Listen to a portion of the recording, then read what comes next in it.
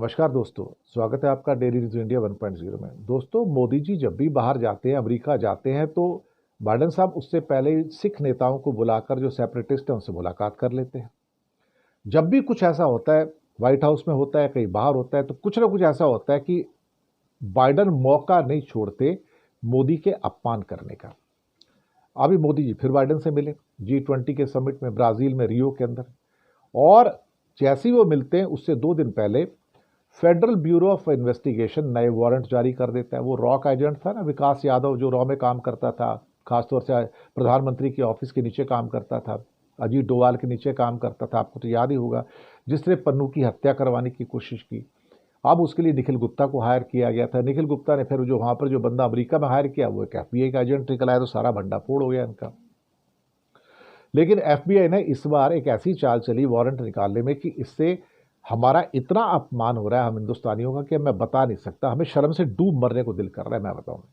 इस बार जो उसने विकास यादव के खिलाफ जो वारंट जारी किए हैं FBI ने नए, जो कि कोर्ट ने उससे कहा, वहाँ की अदालत ने कहा, न्यूयॉर्क ने, इस बार 3 भाषाओं में वारंट जारी किए साहब विकास यादव को।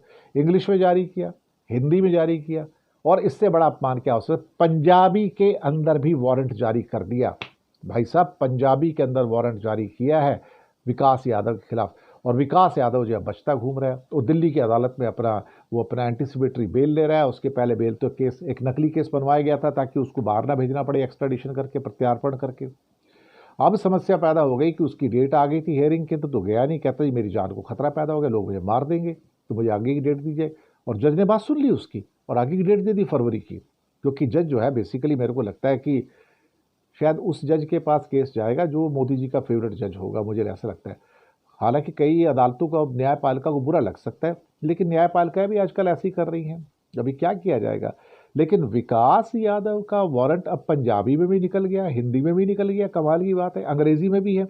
यानी कि अब इंडिया के ऊपर प्रेशर डाला जा रहा है, विकास यादव को अरेस्ट करो और अमेरिका भेजो। लेकिन मोदी जी भेजने वाले तो है नहीं।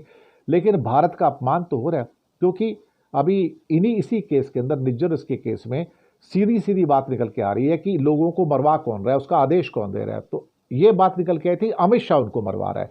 ये सारे ऑर्डर जो हैं उनको मरवाने के अमित शाह दे रहे हैं।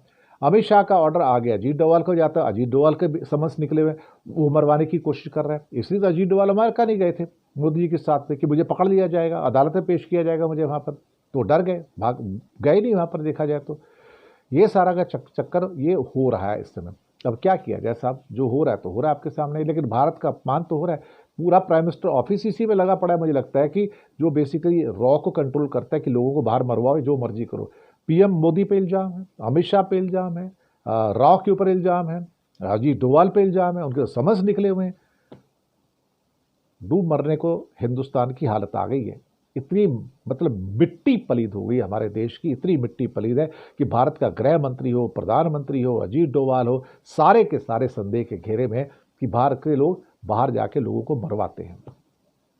क्या कहूँ मैं, इससे ज़्यादा कुछ नहीं कह सकता। धन्यवाद आप सबका।